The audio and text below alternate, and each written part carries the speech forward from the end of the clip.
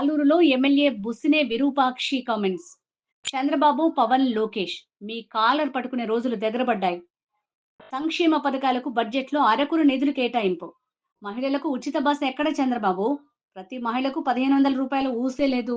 సృష్టిది ఈ అప్పుల కోసం ఈ సంపద సృష్టి 1,30,000 కోట్లు అప్పు చేసినప్పుడు 9 నెలల్లోనే దానికి ఏదో లెక్క చెప్పాలి నువ్వా? మా జగన్మోహన్ రెడ్డి ప్రతి దానికి లెక్క చెప్పినాడు. నువ్వు లెక్క చెప్పుకున్నా కుదరదంటే ఒప్పుకునే ప్రసక్తి లేదు. మీ ప్రజలకు ఖచ్చితంగా తీసుకొని పోతాము.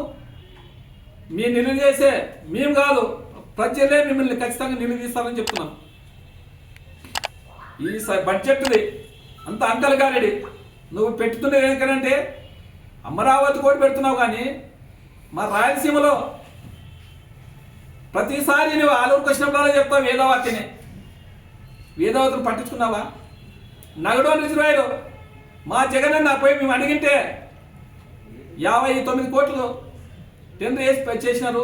అది బిల్లులు పెండింగ్ ఉంటే 20 కోట్లు బిల్లులు రావాలా? నగడో రిజర్వాయరు ఎక్కడ దాన్ని? ఆ బిల్లులు ఇంతవరకు కాలేదు.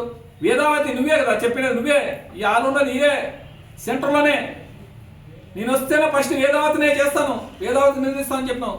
వేదావతి గురించి అసలు ఎక్కడన్నా ఉందా? అంటే నీకు ఇంత చిత్తశుద్ధి ఉందా? మా రాయలసీమ ప్రజలకు ఎందుకు నీకు అంత కోపం? నీ కోస్తా సైడు ఆంధ్ర సైడే డబ్బులు ఇస్తున్నావు, కానీ మా రాయలసీమ ప్రజలంటే నీకు చాలా అసలు రాయలసీమ ప్రజలంటే నీకు చాలా వేలేస్తున్నావు నువ్వు. ఆలూరు ఎడారి నీళ్ళు తాగాక నీళ్ళు లేవు.